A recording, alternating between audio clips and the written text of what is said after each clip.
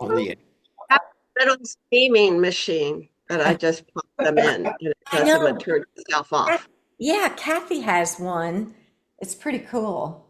It is. It's very nice. Always perfect. Yeah, my mother had, she had all kinds of gadgets. She was a gadget woman. So I've got a couple of readings, so I'm going to do the reading uh, Good.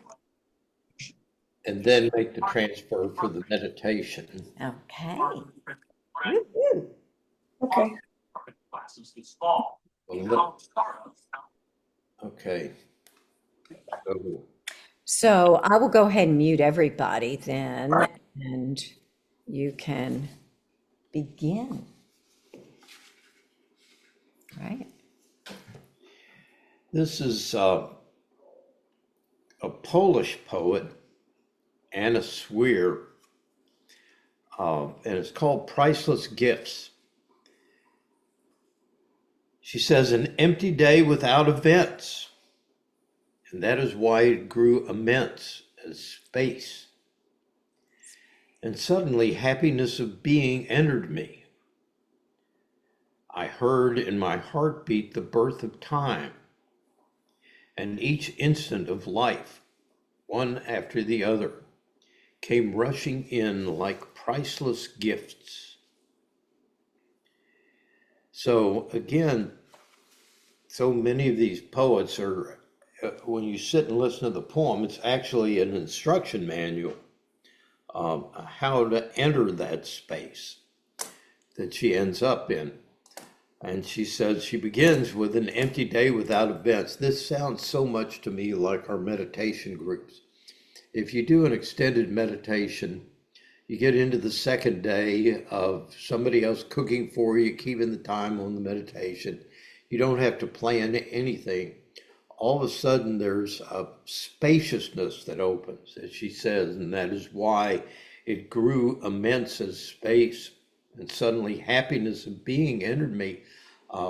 When the mind chatter stops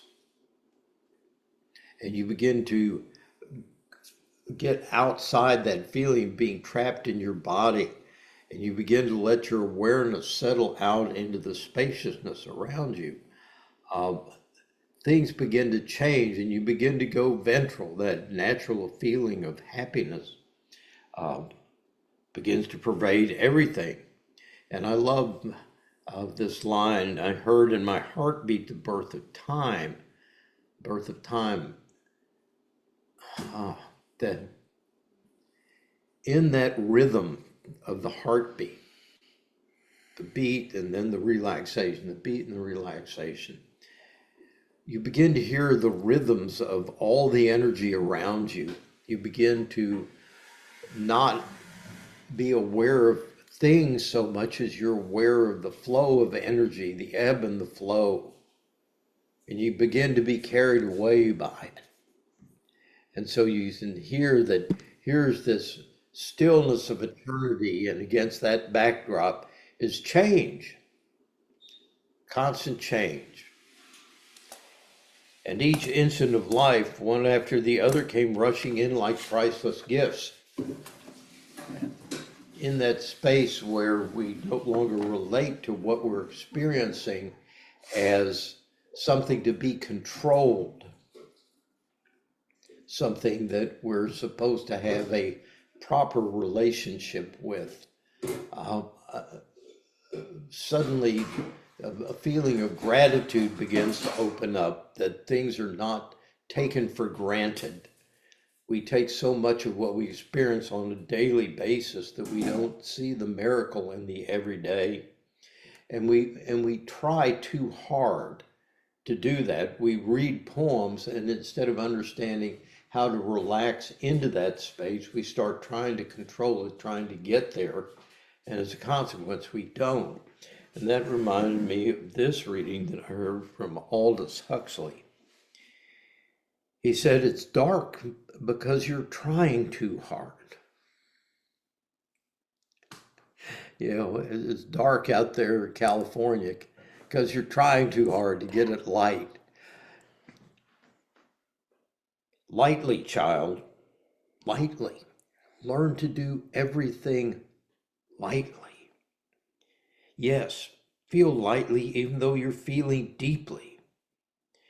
Just lightly let things happen and lightly cope with them. So throw away your baggage and go forward. There are quicksands all around you, sucking at your feet, trying to suck you down into fear and self-pity and despair. And that's why you must walk lightly. Walk lightly. There's something in that spaciousness of that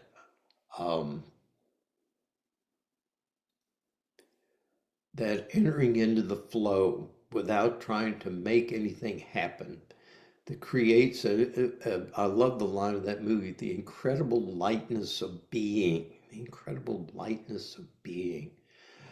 But there's a quote from Sheldon Kopp. He says, there's nothing in any of it, nothing in any of it. We're trying to make it serious and weighty and profound.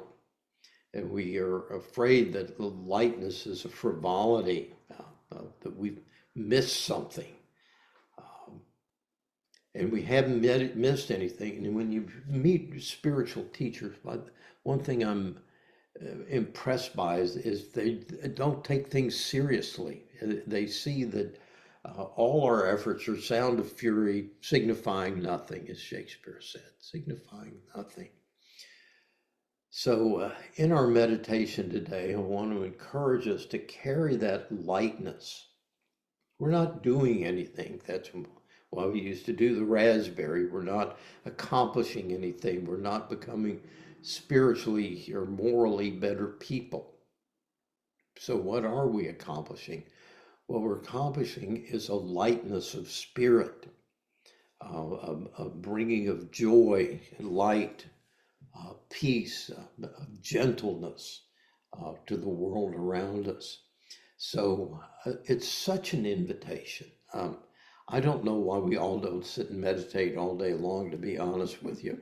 I know we've got to get our chores done, but going to the chores with this as sort of the background, it's the way I think most of us do it is we've got our serious work that we do, and then we go and we take a 20-minute break to meditate, and then we immediately pick up that suit of seriousness and get back to life. And we've got it backwards. We should carry that lightness and expansiveness that we feel at the end of the meditation into our world and do all the quote unquote serious stuff from that expansive. In the 20-minute break. Yeah, in the 20-minute break. And it's funny how much you can get done of the serious stuff when you're in that expansive state. So we're going to transition to the other room and mount our cushions.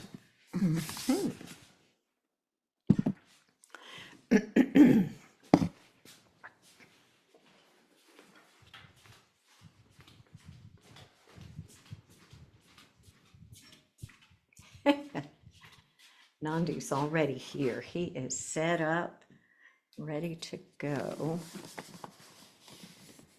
There he is on the cushion. So do you want to show them the picture? I can. I've got a picture for us today of what happens to your brain in meditation. I'm always talking about you're not in the right part of your brain.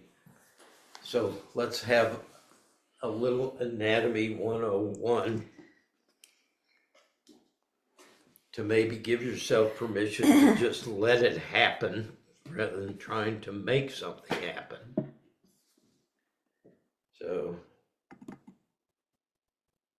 Okay. Can you see that? Okay.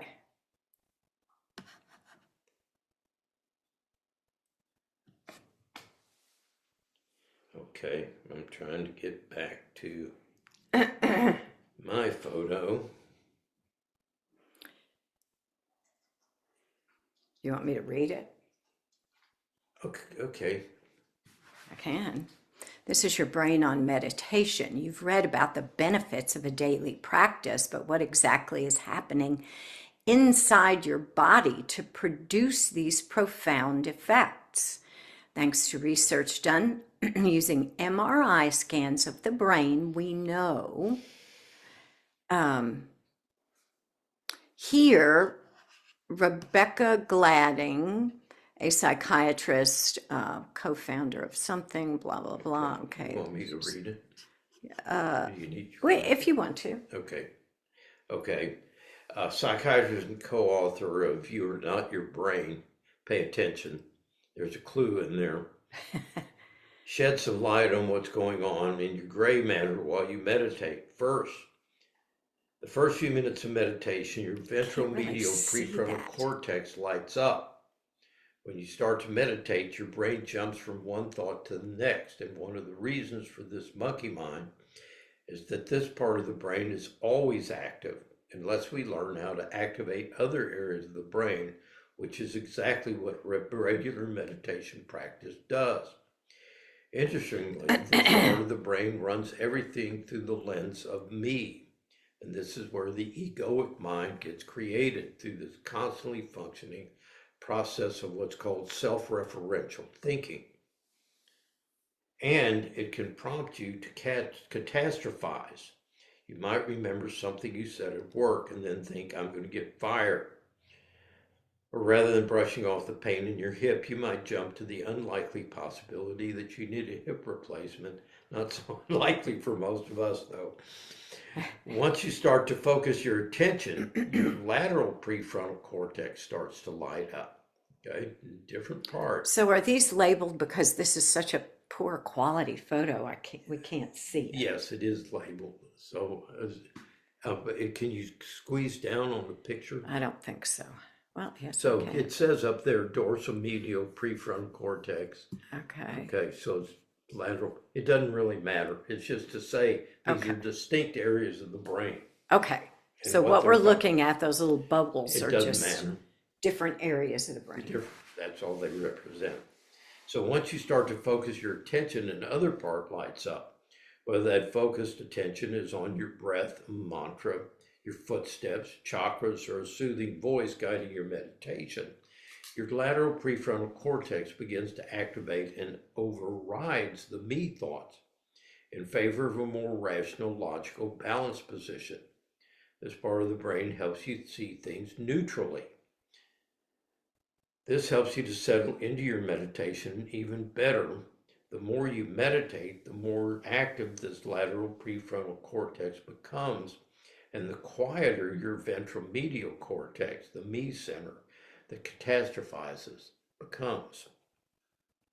After 8 to 12 weeks of meditating daily, your dorsal medial prefrontal cortex gets activated, and this part of the brain helps us develop empathy. It's why the more we meditate, the more compassionate we become in life. This part of the brain becomes more active more of the time. So this is science-backed research. Part of what we're doing is we're starting a new venture with our yoga barn, and in it we're doing the wisdom traditions validated by current science, that now we know how these things are happening. So the mistake we make is because I know what is happening, I have to make it happen. And that's why I did all this advanced stuff. As we go settle into our meditation, you can let go of the pictures. Trust that your brain is designed to make these shifts and that you only have one task, okay? It's a very simple task, and that is to keep your awareness in the present moment. So as we keep our brains in the present moment by coming back to the breath, coming back to a sound, coming back to our senses, we literally disconnect from the part of our mind that creates our suffering. We're trying to deal with our suffering from the thing that creates the suffering. Trying to fix the monkey mind with the monkey mind only gets you into catastrophizing. So first we step outside which is what this transition enables us to do, into a different part of our brain. We begin to see our life differently, remembering that you're going to see what you look for. I may have told you this story, but some of you may not have heard it. I had a young cashier, young black woman, and I was paying for my order, and I always just put the dollar bills down, went back, put $7 down. She goes, "Do you expect me to pick that up?" And I said, "Only if you want me to pay for my groceries." She says, "You don't think that's disrespectful?" And I said, "No, ma'am. I've done this all my life." I said, "No, you're the first person who's ever thought I was being disrespectful." Well, my mama told me it was a sign of disrespect. And I said, "Dear, if you look for disrespect, you're going to find disrespect. If you look for respect, you're going to find respect." So what we're training our brain to do is to take off the filter. You heard her say that. It removes the filter of the egoic mind. Self-referential thinking, also worrying about what other people think about me, which is social cognition. That begins to slip away. Then I begin to see things as they are, and that lightness, that spaciousness of moving through things without a catastrophic scenario or a catastrophic lens being on that particular scenario. So let's enjoy this. I mean, you've created an opportunity for yourself to settle into that kind of spaciousness. So let's take advantage of it. And let's, from other things, let's carry forward that sense that, God, how did someone say it? I had a thought and I lost it. But that there's an opportunity to just settle into this spaciousness, giving yourself really one of those total breaks from being anything, doing anything. All that demand system just fall away with your early breaths, and see if you can begin to even sense that space around you, that lightness and the deliciousness of each moment. Not searching for anything profound, but as she said, the gift of each moment as it comes.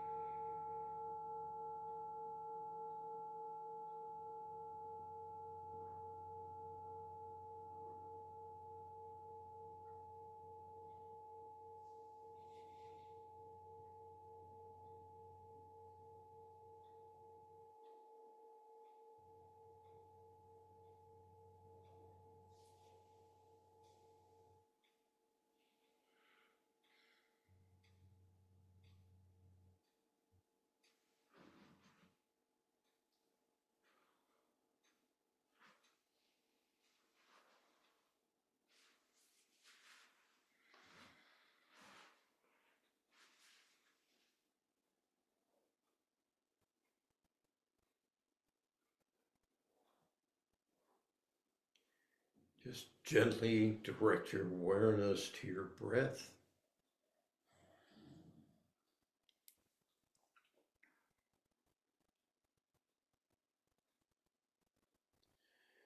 Attuning your awareness to subtlety,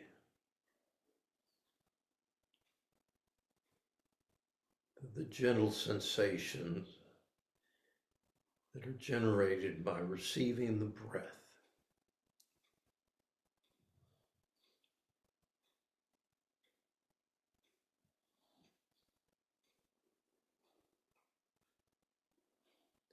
Not simply breathing,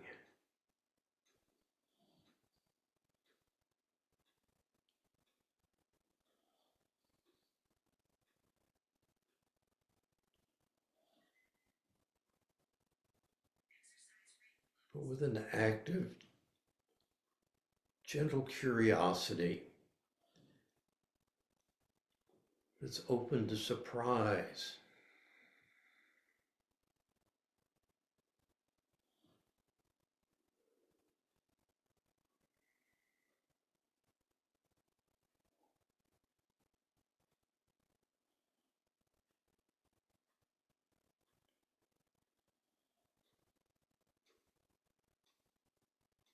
Feeling the deliciousness,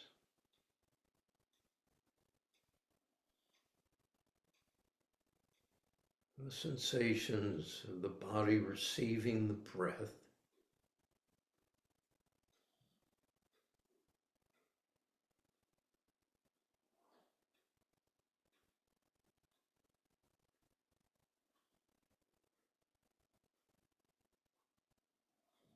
Not worrying about whether the breath is a good breath, a bad breath.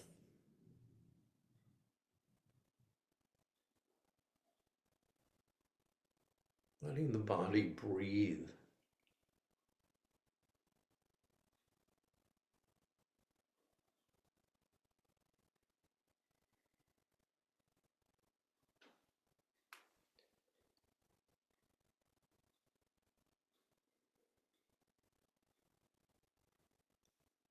Sharon Salzberg says, you're already breathing, why not sit back and enjoy it?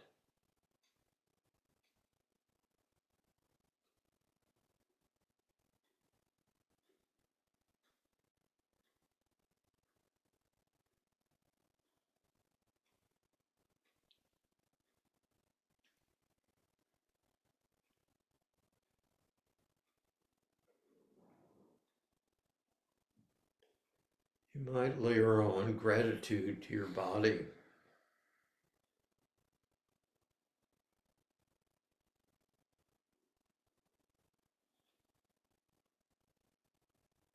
For the wisdom inherent in it that keeps track of trillions of cells.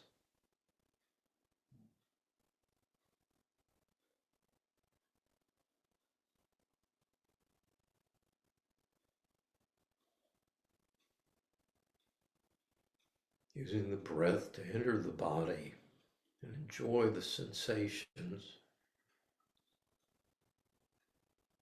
all the energy running through your body.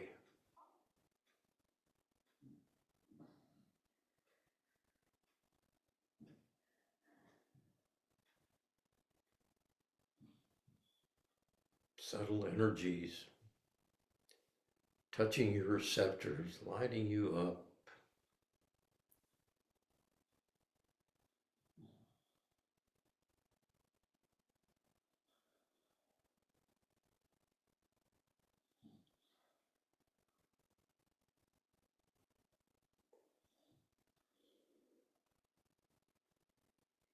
Allowing yourself to take off the lenses and see directly, feel directly. I am alive.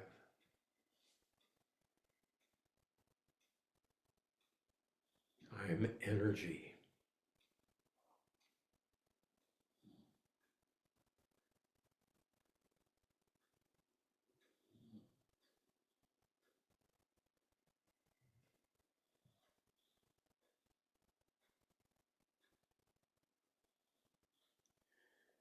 Using the sensations generated by the breath to keep you in the present moment. If you drift off, come back to the breath, back to the body.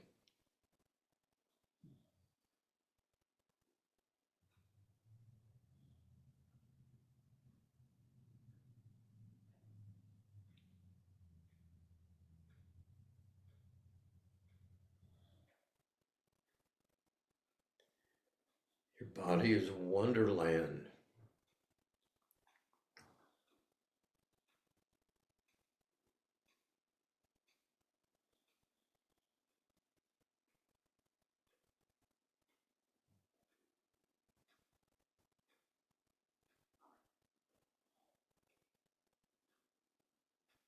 And settling into the rhythm of the breath, the ticking of the clock.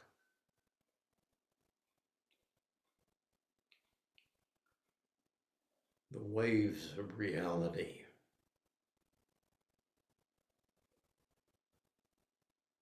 In creates the out. Up creates the down.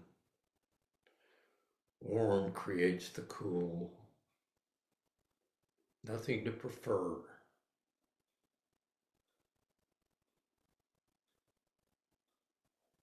Nothing to understand.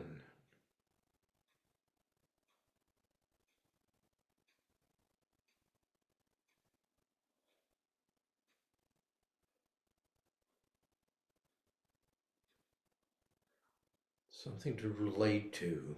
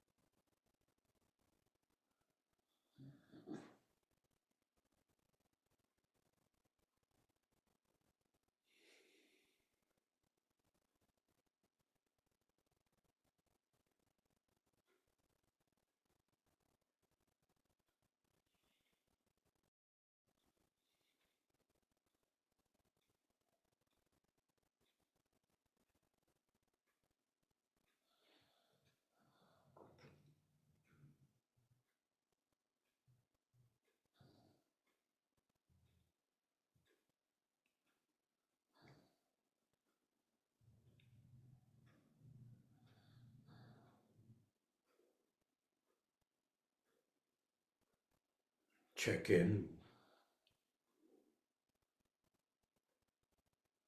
with your overall sense of what you're experiencing. Are you beginning to feel a little more grounded?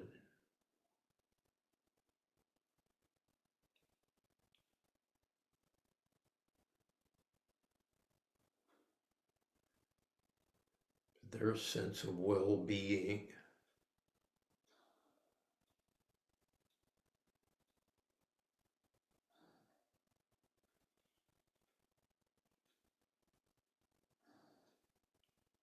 just noting.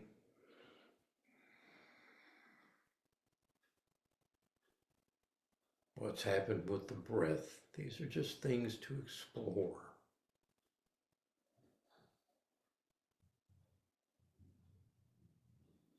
Do I feel more space around me? Am I feeling less compressed? My breath easier, deeper.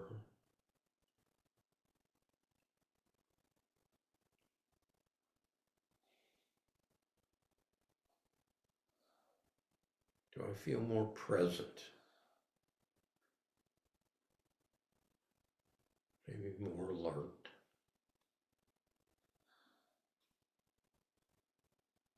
Or conversely, am I aware of pain that I wasn't aware of? Aware of an emotion that's wanting to surface and call for attention?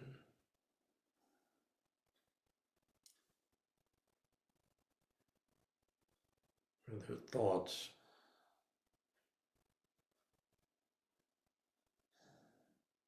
pulling at me, demanding that I do something?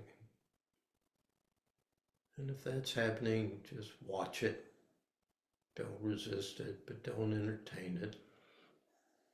Just give it space and let it pass.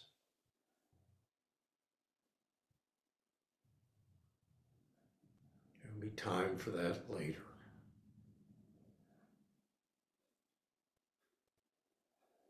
Back to the present moment, back to the breath.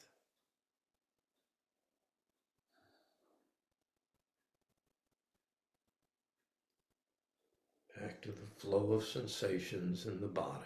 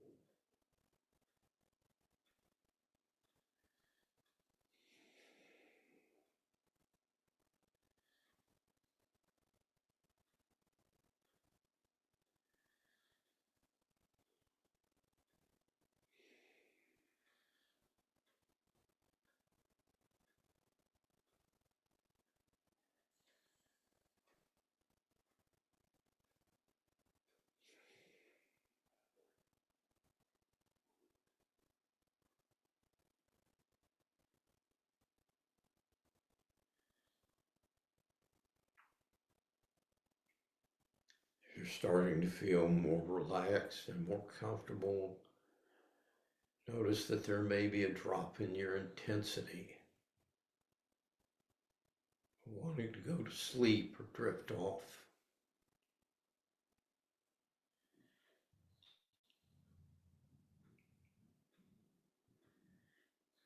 That happens, notice any change in the posture.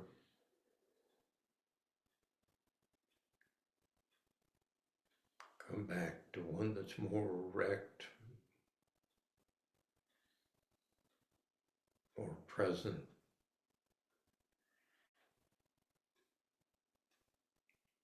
Use what they call the body will.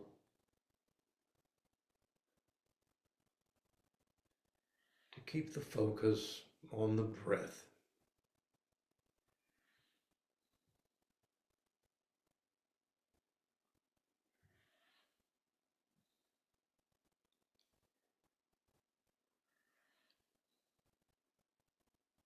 This is your life.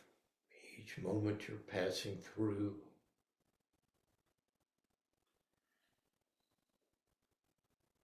How are you greeting it? Something to be gotten through, something to be dreaded,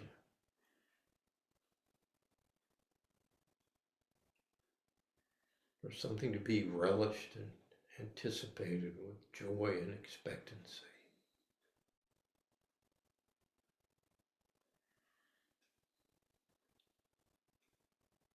Bring that longing for peace to bear in this moment.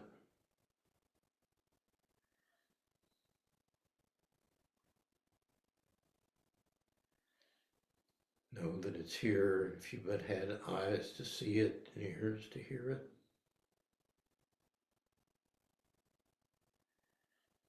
Respect yourself for disciplining yourself to develop those eyes and ears.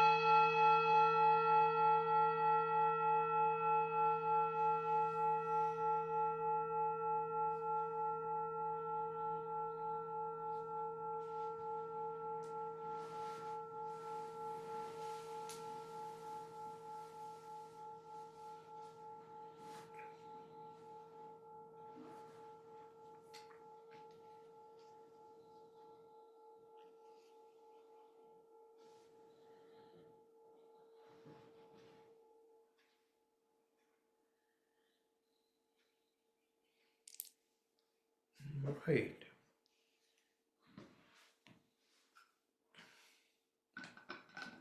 Do you have that photo that I could look at? Photo of the brain. Yeah, the thing that you read that I pulled up. There was something that was said that I just love. After 8 to 12 weeks of meditating daily, prefrontal cortex gets activated that helps us develop empathy. Right. And the more we meditate, the more compassionate we become in life. And, you know,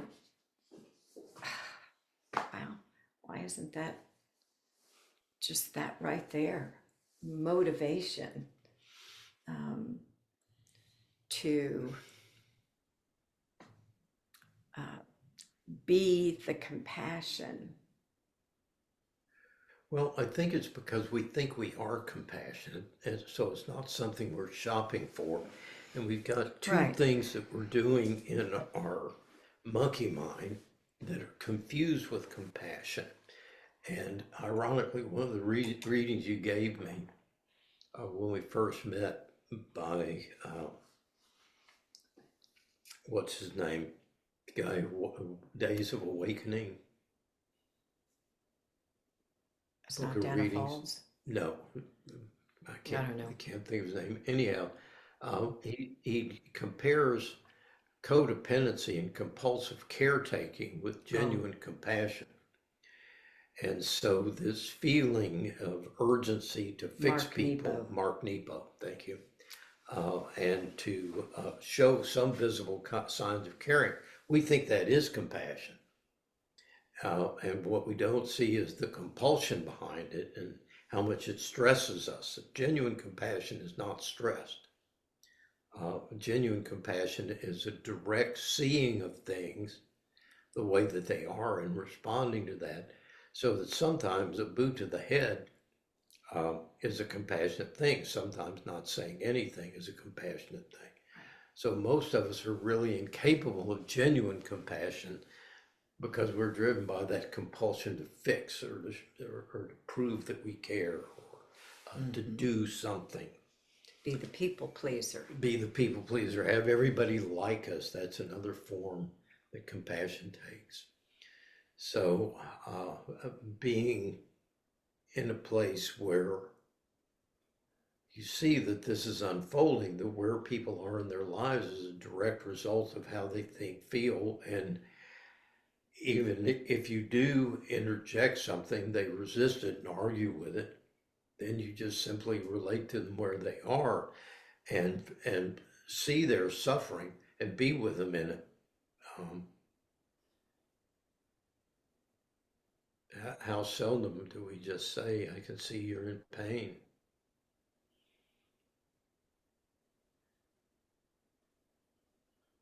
Difficult to do. And you know, that's from Ram Dass's How Can I Help? Right. Just being with someone. Yeah, presence. It's shared presence. And that's what you begin to see. I mean, how many of you come away from these things feeling more centered emotionally, more focused mentally, your spirit lighter and lifted, and nobody's doing anything to make that happen. That's important to see. So I have come to call some things, the people around me that I've built, or some, the truth with love, which I find to be the most compassionate, because sometimes truth is hard. Sometimes, It's a weapon. yeah. So sometimes the truth is not what I want to see. But with truth with love is very different than pointing out somebody's foibles or errors or some it's a different way of relating. And there's so much compassion in me trying to be that for other people and for other people being that for me. Yeah. So listen to that word trying. And this is what's so essential in all this, what I'm trying to get across today, Trying. is the more you try to be compassionate, the farther you away are from the compassionate centers of your brain. All right. And Matthew Fox, a Catholic theologian, does wonderful work on compassion. And he said, any truth that does not include compassion is not true. It's not that compassion is something that we add on to truth. It's that a truth that doesn't include in compassion was not truth. It was not seeing the totality, because everything you're looking at its core is compassion. The energy of the universe is the definition of compassion. That's what we don't see. So we're not trying to be compassionate because we want to be nice people. Compassion is a natural response of my energy arising to meet what I see when I see what I see without judgment. And, in the 8 limbs of yoga, it's not true if it's violent. Right. So truth relates to compassion. Right. At They're its interrelated. core. They're At its inseparable. core. They're okay. So people pleasers don't tell people the truth because they don't want to hurt their feelings. So you take a statement like that, and now I'm going to see the truth, but I'm not going to tell it to you because it might hurt your feelings. That's not compassion. That's not compassion. How I tell you what I see is extremely important. If I say it judgmentally, critically, use it to shame you or humiliate you or control you or give you a sense that I'm better than you, I'm trying to fix you, that's the violence. But simply saying, you've got a, thought you might want to know that you've got a booger on your cheek. That is giving you information that may be painful to receive, but it's done in a way that it shows I understand how you feel about walking around with boogers on your face, and you might want to know, but you might not. Dinah? It took me years and years. I taught young children from 2.5 to 6 years of age in Montessori schools. And it took me years and years to really realize that just acknowledging where a child was when they were in that state and saying, I'll sit with you if that'll help you, and not try to solve it for that child, was the kindest thing I possibly could do. Yeah. And it was through working with children that I realized that that was something that people of all ages appreciate. It's Yep. universal. Sharing presence. So I want you to go back to meditations I did in the past where we worked from the ground up and we felt our connection with the earth. We started pulling the energy up into first chakra, feeling that sense of belonging, that sense of connection, that trust, drawing that up into second chakra and feeling our connection with the earth, that I am giving and I am receiving, mindfully receiving, not without a sense of shame or guilt or owing anything, but knowing that that this energy was provided so that I can exist. If I wasn't getting this energy outside of me, I'd die. And that all it wants from me is all the energy I can't use. The trees breathe in what I breathe out and I can't use. What's poison to me is their life force. So I'd give back what I have to give back without thought. So I'm doing that. I'm drawing the energy in. I feel the power building comes to first chakra. Is your feeling of agency. I'm here. I belong. I'm rooted. I'm a part of everything around me. Then go to your heart and open it. I am aware. I am present. I open my heart to the world and give freely without fear of criticism or rejection. Okay. Yeah. But it's presence. It's not, I'm going to fix you. I'm not afraid to open to your pain. Your pain does not scare me. Your pain does not cause me to close. Aren't we afraid of sharing our pain with people because we're afraid of hurting them? If I'm afraid of being judged by them, seen as unworthy because of where I am, what would happen if you could open and just let I your think I think somewhere in Emma Chapman that she identified, she says compassion is what stirs, opens our heart. And loving kindness is the action. right.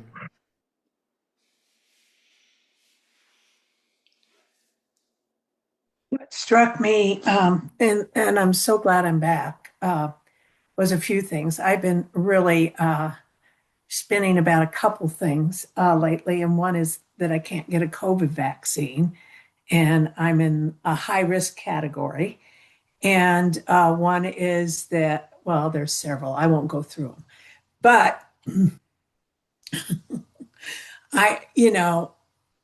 it's funny because at my age, I think of, I go right to my lungs and, they're not the best, but I thought, what is the best part of my body? And I go through it and I'm not loving it a lot. And I need to get there because I really, very many times, I'm so grateful that I am as active and as pain-free as I am. But I can really tell the asthma stuff after coming back from Michigan and Indiana, and then I'm at a completely different altitude now, and it strikes me more and more, and I was there a long time. So and I've really been so conscious on my breath. I've been doing a lot of breath work. Yeah. But Bart, when you said, so are you facing the future, kind of, you didn't use these words, with dread and fear? Are you facing it with joy? I thought, ooh, I need an attitude shift because I do, and because there's a lot of me is, oh, am I going to have to move back to a lower altitude to be okay? And there's a lot of, okay, am I not going to meet indoors with anybody again until I can get a COVID shot? And, those are the terms I've kind of been thinking of and I need to meditate. Okay. Yeah. So again, even shift that to, I would love to meditate more. I would, and I would love to meditate more.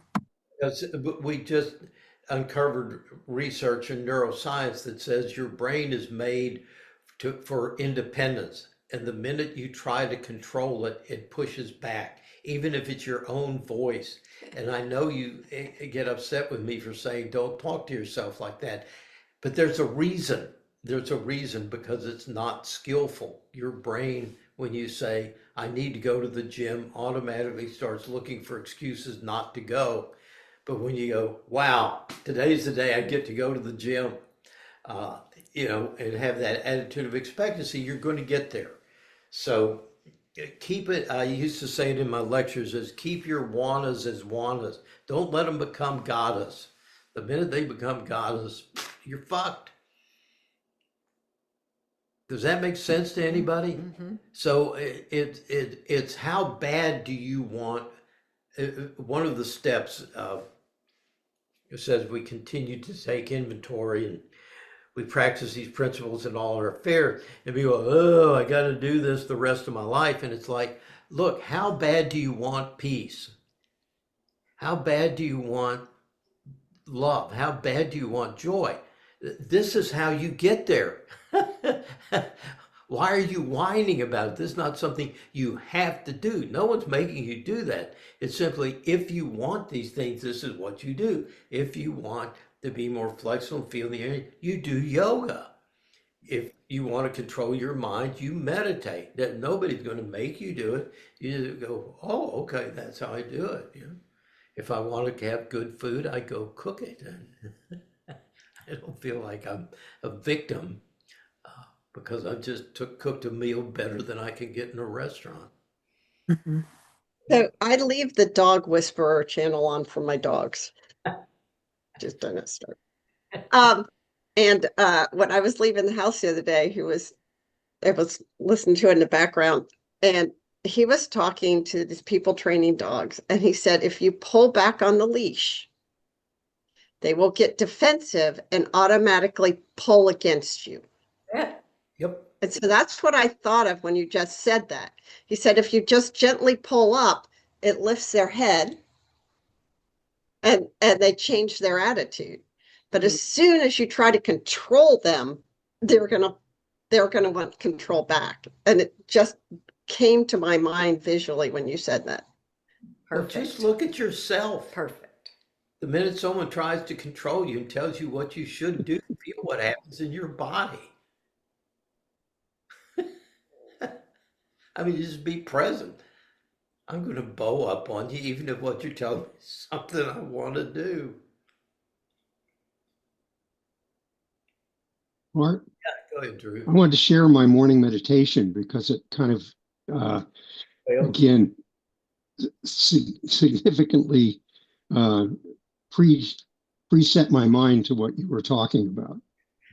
A hidden bird sequestered in some nearby pine or sweet gum tree shares her tones with me, calling forth the day, and the mind is quiet, listening passively for whatever will come, assured new glimmers will arise. Yeah. Those help me Yeah. to do a mindset for the day. Right. So it's that feeling that comes when you feel that energy in your body and you feel vibrant and alive. You have that feeling of I'm here, I'm awake, I'm present, I'm alive in my life. How often do you walk through your days feeling dead? Just pressing through each moment to get to the next moment or through the next moment instead of having that sense of capacity, but no sense that I have to act. Just being alive in this moment. These are the things we don't talk enough about. Is that it's not just learning how to meditate, you know, so you're good at meditating. No, it's how present are you for what's happening? That's your life. This moment is your life. What did you do with that time? If you had money, you just spent money, wasted it because you weren't there. So it's a matter of being here to receive the gift. It's being given every moment, but we don't receive it as a gift. We receive it as a burden or an obstacle or whatever your agenda or the way you face your day is what you're going to experience. It reminds me of this Judith Lassiter quote, which is about yoga, but it could be meditation or whatever. Any We spiritual don't thing. practice yoga to get better at yoga. Or say, we don't practice meditation to get better at meditation. We practice it to get better at life. Those will live better. There's we should live life in infinite expectation of the dawn. An infinite expectation of the dawn. There's so much. I think that's Thoreau. I'm going to pull some of those readings out for us because I'm kind of going on this. You're going to find what you're looking for. What are you looking for? What's your mindset? Okay. So, Omi. You can unmute your device. Let's take a deep breath in. Oh,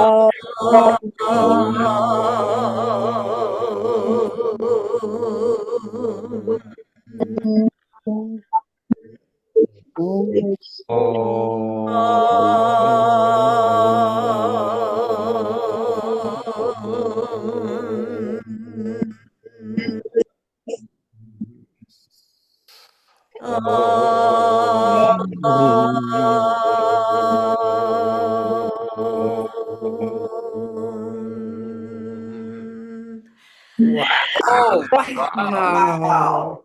Wow, wow, wow. Y'all have a great weekend. Woo! You too. Go Take care. Tigers. Bye, everyone. Bye. y'all. Bye. Bye. Take care, everybody.